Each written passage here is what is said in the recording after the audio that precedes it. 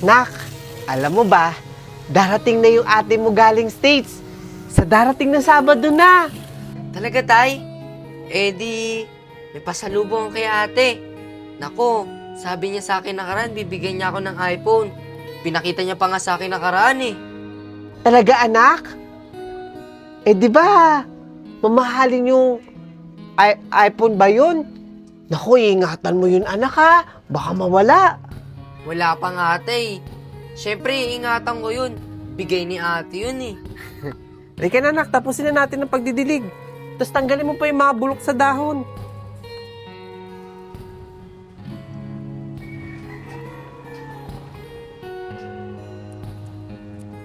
Ito yung kapitbahay kong nilalait-lait ako dati, oh. Sinabihan ba naman ako wala akong maraping sa buhay? Tignan mo ngayon, mahirap pa rin sila.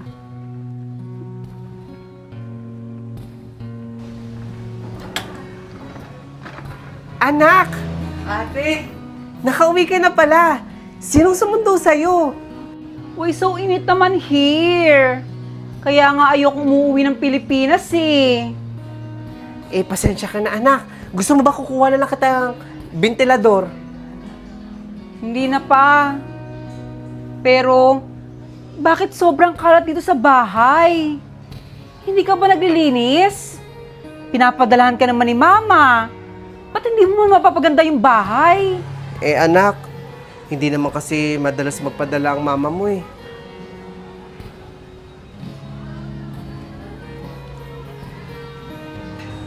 Bakit ganun ka pagsalita ni ate? Parang di kanya tatay. Baka marinig ka, anak. Hayaan mo na. Baka pagod lang yung ate mo. Halika na, ligpitin na natin to.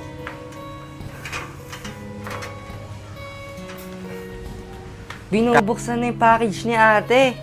Malamang, meron din para sa akin. Tayong pasalubong. O Ate Moret, ito yung pasalubong ko sa'yo ha, na sandals. Ay naku, princess! Sobrang ganda naman nito! Bawal ba sa inyan ha? Eh yung mga pamangkin mo, wala ka bang ibibigay sa kanila? Aba ate, syempre meron yan. Ito. O Jetro, ito yung pangako ko sa yung tablet. Mahal ang bili ko dyan ha. Ingatan mo yan. Thank you po, Tita Princess.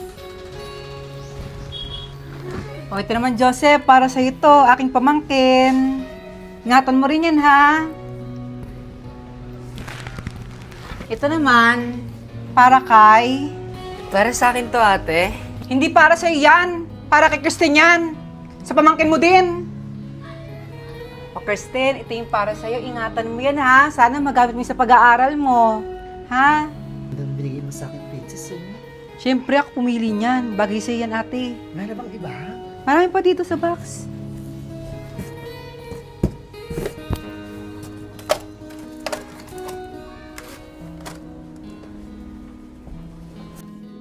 O ate mo rito, mga chocolate. Iuwi mo sa bahay niya to ha. Ipakain mo sa mga pamangkin ko. Marami pa dito sa box ha. Ay, ang dami naman nito, princess! Baka sumakit na yung ngipin ko nito! Siyempre mag-toothbrush ka. Pa? Bakit ganun? Diba si ate mo rin kapatid lang namin siya sa labas? Anak siya ni mama sa unang asawa. Bakit parang siya pa yung tunay na kapatid kesa sa akin? Mas marami pa silang pasalubong kay ate. Miski isang chocolate niya, di man ako nabigyan eh. Hayaan mo na, anak. Makakabili din tayo nun. Halika na. Baka makabenta pa tayo, oh. Dami pa na itong bote, oh. Halika na. Parang gusto ko mag-shopping ngayon. Macho, may alam ka bang malapit na mall dito sa atin? Oo ate, meron po akong alam na malapit na mall dito. Gusto niyo po samahan ko kayo? Princess? Saan ka pupunta? Mukhang may lakad ka ngayon ah. Gusto kasi mag-shopping ate. Sama mo naman kami ng mga pamangkin mo. O tara, samahan niyo ako. Para mapag-shopping ko na rin yung pamangkin ko. Tara.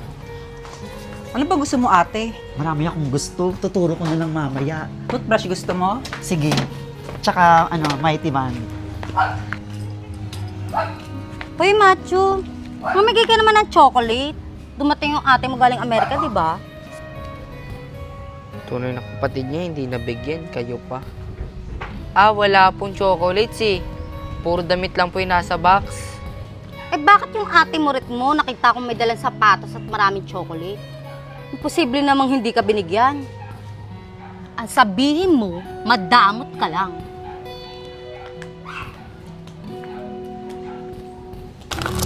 Ha? Bakit tayo nangangalakal? Di ba po, nasa ibang bansa naman po si ate at kuya, pati po si mama?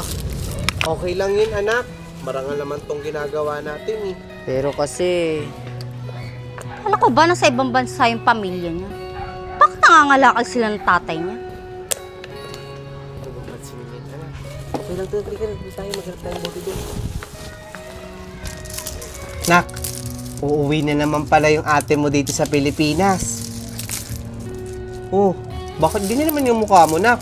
Parang di maipinta. Eh kasi pa, kahit umuwi dito sa Pilipinas yun, di naman ako bibigyan nun.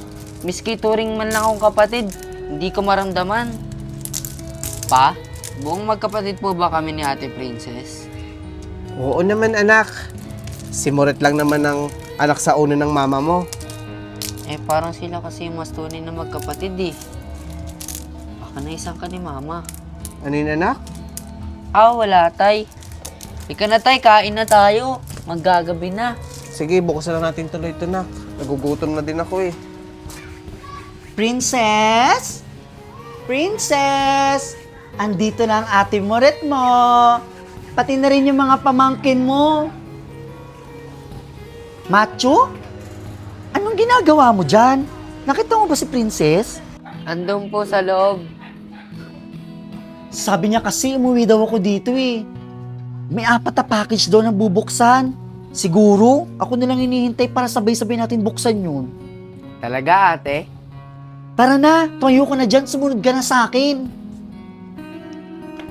Nako, baka mabigyan na ako ngayon ni Ate Princess. Kasi 4 na box na yung inuwi niya eh. Ate, oh.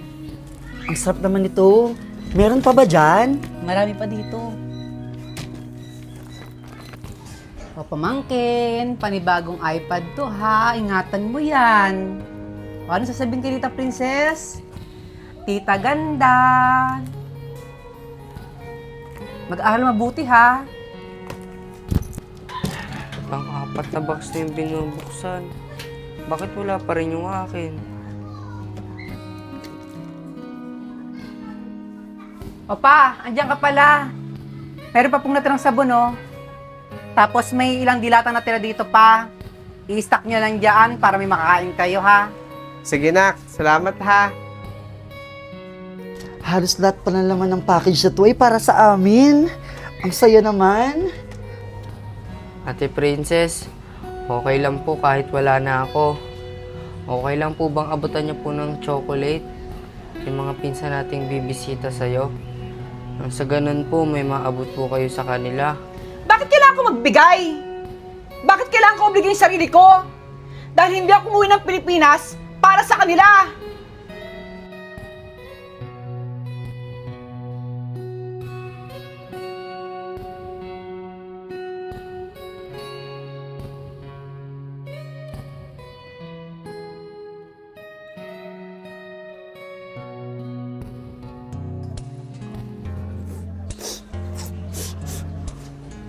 Nak, okay ka lang ba? Darating ang araw. Lahat-lahat na meron siya ngayon. Magkakaroon din ako nun. Tandaan niyo itong araw na to.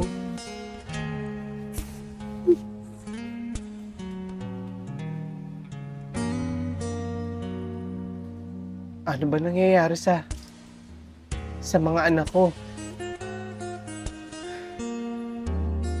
Bakit kasi hindi niya man lang bigyan yung kapatid niya si Macho? Okay lang naman kahit wala na ako eh. Kahit yung kapatid niya na lang. Bakit niya ginaganon yung kapatid niya? Buso niya naman kapatid yun eh.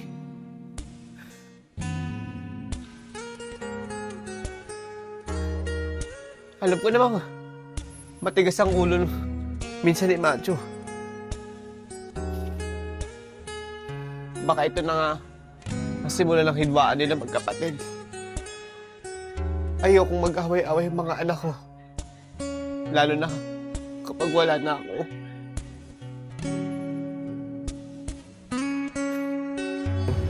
Ma, magbabayad na po ako ng tuition fee. Pangalawang semester ko na po kasi. Ano? Magbabayad na naman ako, macho? Kada 6 ng buwan, bayad ng bayad! Ang mahal naman ata ng pag-aaral mo na yan! Silbi, kausap mo, ma.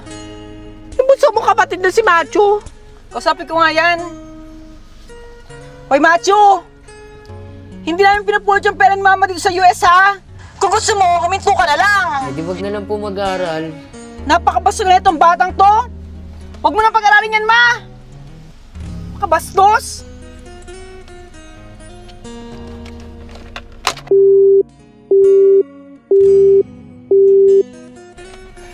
Halika na nga dun sa park, nak. Marsa tayo. Isang semester pa nga lang nababayaran ni Mama eh. Nagre-reklamo na kaagad siya. Tsaka, bakit nagagalit sa akin si Ate Princess? Hindi naman siya nagpapaaral sa akin ah. Ay, nako. Ano nangyari sa saging ko? Sayang tong tanim ko. Napakalakas naman kasi ng hangin eh. Ay, nak. May good news nga pala ang papa sa'yo. Uuwi na nga pala ang mama mo. After 20 years, makakasama ko na rin ang asawa ko. Talaga pa? E di makikita ko na rin si Mama. Kahit na masama loob ko sa kanya. Kasi hindi niya ako pinagtapos ng pag-aaral. Pero okay lang yun. Naiusad ko naman yung sarili ko eh. Nakapagtapos naman ako ng pag-aaral. Kasama nga pala ng mama mo, ang ate mo umuwi ng Pilipinas. Ay, uuwi na naman yung ate kong masamang ugali at madamot. Nak, tulungan mo na ako dito. Sige, Para Tay. maitanim ko ulit. Sayang tong puno na to. Baka mamunga to, anak. Mga anak, nasaan na ba kayo? Naglalaro na naman kayo dyan. Bilisan nyo at bubuksan na doon ni Mama at ni Tita Princess nyo yung package. For sure, may pasalubong na naman tayong lotions, chocolates, toothpaste, at toothbrush. For sure, babangon na naman ako nito. Bilisan nyo dyan ha, sumunod na kayo sa akin. Ito pa ate. Ano yan? Para sa'yo yan. Bakit lahat binibigay mo kay Moret? Nasaan yung kay Macho? Eh, binili ko yun para kay Macho ah. Macho, nasan ka ba? Akin na nga yan. Bakit lahat sa'yo, Moret? Ano ba yung princess? Binigay mo lahat dito. Nasaan yung kay Macho? Ako lahat ang bumili nito ah. Ganyan ba ang ginagawa mo kapag umuwi ka ng Pilipinas? Binibigay mo lahat dito kay Ate Moret mo? Masyado kayo. Macho, anak. O anak, anong ginagawa mo dyan? Bakit wala ka dito sa labas? Okay lang po ako dito, Ma. Okay lang po kahit ano pong ibigay nyo. O, ito para sa ito, anak ko. Marami pa dyan. Wait lang, anak ha. Halika dun sa loob. Pumasok ka dun. Alam mo ba, Ma? Yung anak kong si Joseph, hindi ko man na nabili ng laruan niya, nagwawala sa palengke. Eh, mo kasi ini-spoon yung mga anak mo. Kaya nagiging walang niya eh. Eh bakit si Macho, Ma? Eh, si Macho, nag-aaral yan. Nagsumikap sa buhay. Tingnan mo nga na pag-aaral niya yung sarili niya. Ikaw, pinag-aaral kita nung inuna mo. Nag-asawa ka agad. Nag-anak ka ng sandamukal. Mas kasarapan ko.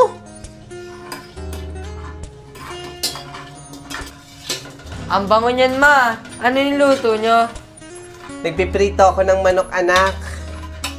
Ay, nga pala. Ganyan ba talaga ginagawa sa'yo ng ate princess mo tuwing uuwi siya ng Pilipinas? Bakit hindi ka man lang nagsusumbong sa akin? Eh, hindi po kasi ako pinalaki ni Papa na sumbongero. Kaya hinayaan ko na lang po na makita ng mga mata nyo kung ano ginagawa sa akin ni ate dito sa bahay. Ganun ba?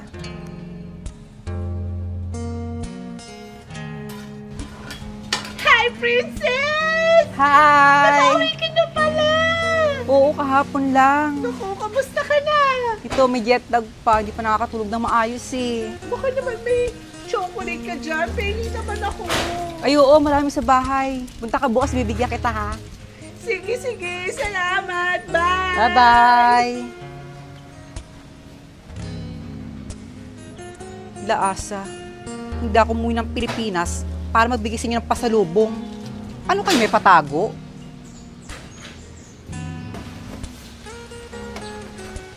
Princess, alam mo ba si Mama?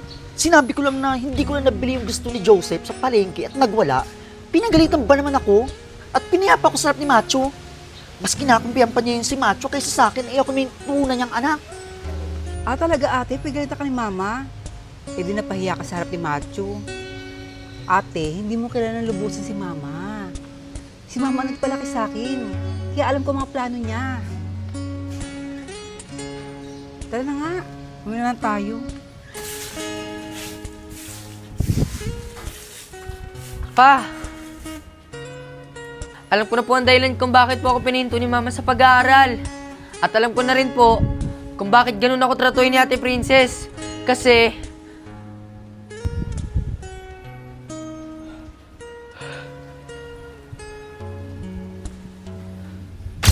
Princess, mauuna na ang ate ha. Maraming salamat sa pasalubong mo. Naku, ang dami ka na naman pasalubong nito. Uy, Moret! Daming pasalubong ha. Umuwi na ba si Princess? Oo. Pingin naman kahit isang chocolate dyan. Ano ka ba? Ilan nga lang yan eh. Ayun no, may nakita akong almond no. Pingi! Eh, Macho ka na lang humingi. Sa kanya binigay yung napakaraming chocolate at mga pabango. Mauna na ako sa'yo. Macho na nga lang ako hingi. Nasaan na kaya yung si Macho? Ate, patawag nga po.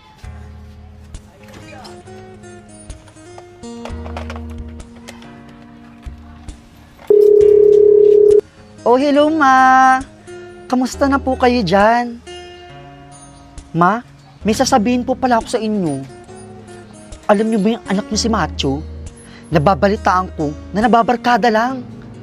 Ma, masasayang na yung perang pinapadala mo sa kanya, pampaaral niya. Kung ako sa inyo, Ma, sa akin yun ibigay yung pera. For sure, hindi masasayang yun.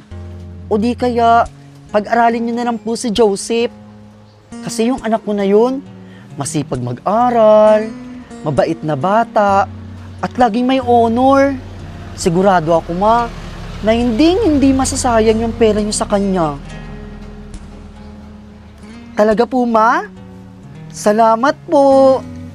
Mag-iingat po kayo sa US, Ma, ha? I love you po.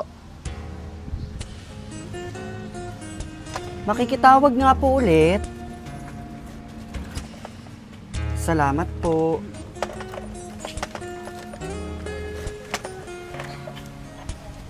Hello, Princess.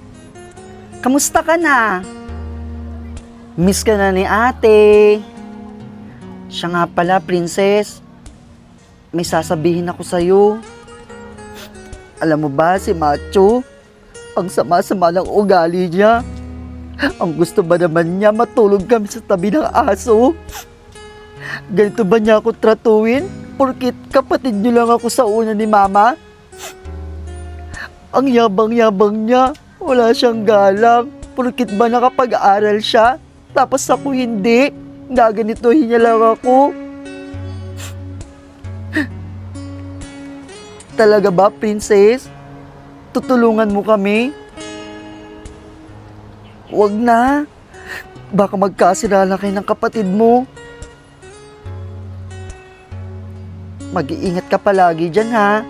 Miss na miss ka na ni ate. Ingat ka. Bye-bye.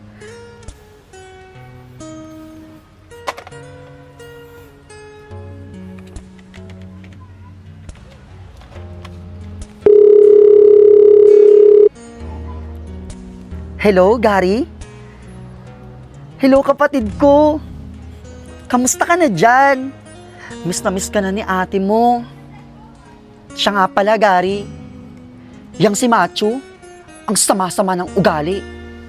Ang gusto ba naman niya, matulog kami ng mapamangkin mo sa tabi ng aso nilang si Kawi. Yung husky. Napakayabang niya. Porkit ba, mahirap lang ako? Pwede na niya akong maliitin? Siya nga pala kapatid ko. May trabaho ka na ba dyan? Pag nagkaroon ka ng trabaho kapatid ha, huwag mong kakalimutan si ate. Miss na kita. Mag-iingat ka palagi.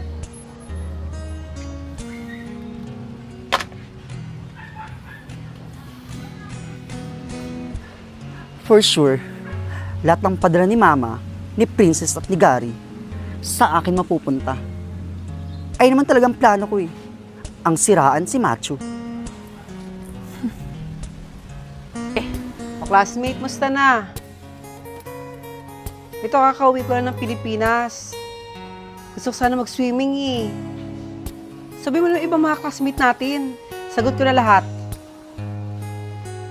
Oo, kahit ban, ako na. Ako na may sagot niyan. Kahit pagkain, sagot ko na. Okay, sige. Update niyo ako ha.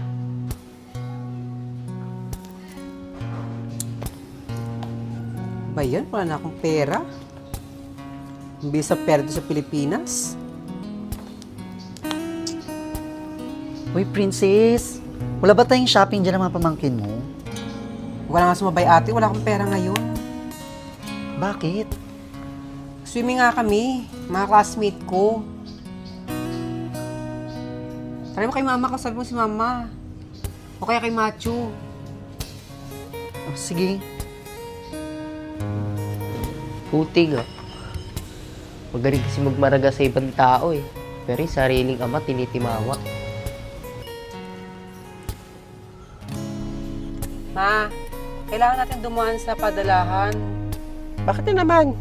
Padalan ko lang si Papa ng 2,000 pambayad ng internet niya. Ay, huwag mo nang padalan yung papa mo na yun.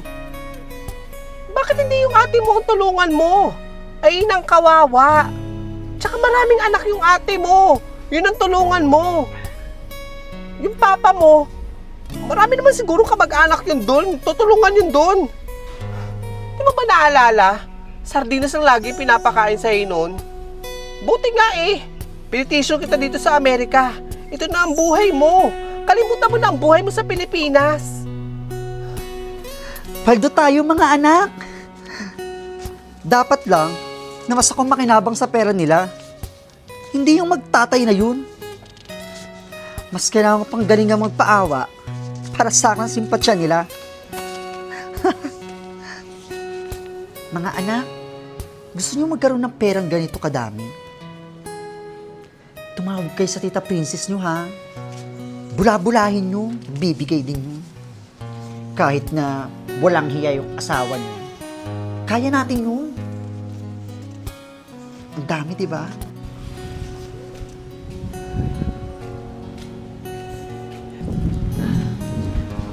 Hoy, Macho! Bunso kong kapatid! Kamusta ka na? Huwag mo nga akong matawag-tawag na bunso. Hindi kita kapatid. Ha? Bunso, may nagawa bang mali sa'yo ang ate? Anong problema? Kaya pala ginaganon ako nila Ate Princess kasi sinisiraan mo ako. Ano? Anong pinagsasabi mo, Bunso? Hindi kita maintindihan, Macho. Huwag ka na magkaila mo, Ret. Alam ko na ang lahat. Bakit? Totoo naman kung saan-saan yun ang dinadala ng papa mo, ang pera ng mama ko. Tinuring pa naman kitang tunay na kapatid. Kahit unang anak ka lang ni Mama sa unang lalaki niya. Wala akong pakialam sa mga sinasabi mo. Hoy, Moret, huwag kang ganyan. Huwag kang mangialam. Homewrecker. Palibhasa. Palamunin ka lang din ng mama ko. Walang yang to. Ha? Makalis na nga dito? Hello, Princess. Alam mo ba si Macho? Inaway-away ba naman ako kahapon? Tapos, sinabihan ba naman ako na sinisiraan ko siya sa inyo? Bakit ko naman gagawin yun, Princess? Tinuring ko pa naman siyang kapatid.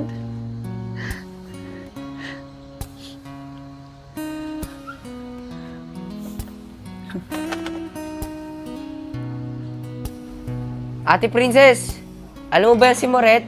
Sinisiraan ako niyan sa inyo. Kung ano-ano pinisasabi. Gumagawa pa ng inventong kwento. Grabe ugali niyan. Huwag kang nagtatawag dito para sabihin sa akin ang problema dyan sa Pilipinas. Wala akong pakialam sa mga away nyo. Kung wala ka ng importanteng sasabihin sa akin, macho, huwag ka nang tumawag.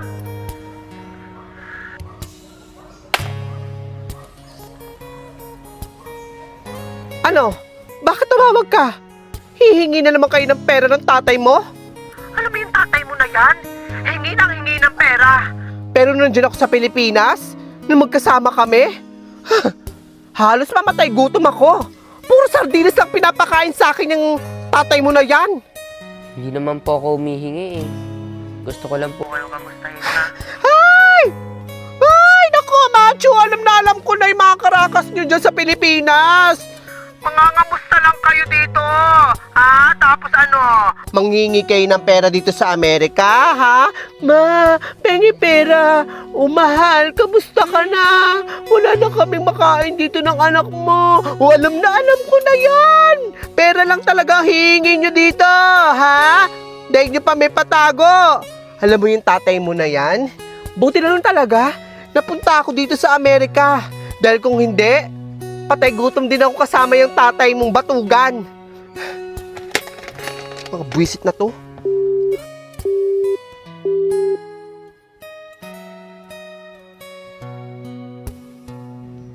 Hi mga besi ko! Salamat sa pagpatuloy pagsuporta sa mga POV story ko.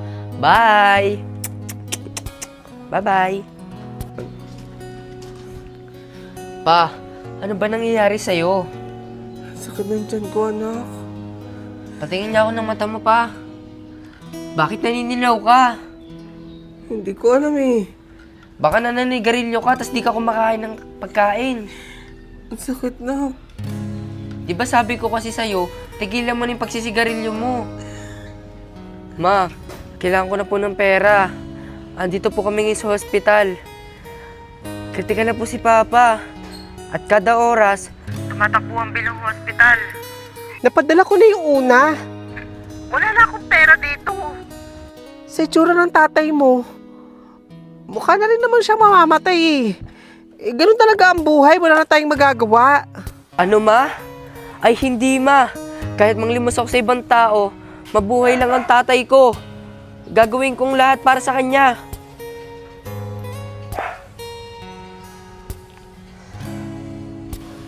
Nakalikom na ako ng pambayad ng hospital para kay Papa. Marami pa rin pala nagmamahal sa akin.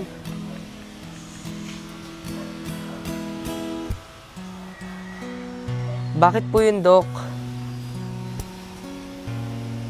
Papa? Pa! Papa, paano na ako nito? Iniwan mo na ako. Sino na ang kakampi ko?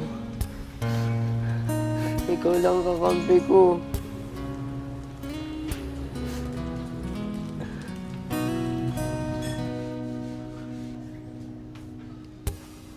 Hoy, macho. Huwag ka naghahari-harian dito sa bahay, ah. Napapansin ko yung ugali mo.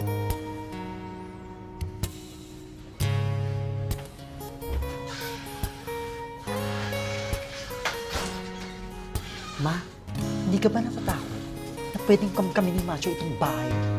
Dahil siya na nagdadala ng apelido ng papa niya. Hindi niya makakamkam to. Ako nagpagawa niya ito, no? Walang sa kanya. Eh na nga ba sinasabi ko pa eh. Pag nawala ka, pagtutulong-tulungan nila ako dito.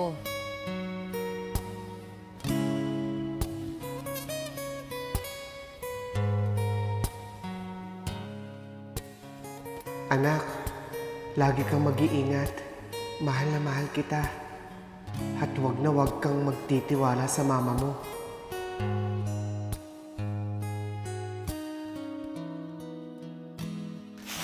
Saan kaya tinago ng asawa ko yung titulo ng bahay? Baka naunahan na ako ni Macho. Ay, saan ba nakalagay yun? Wala dito!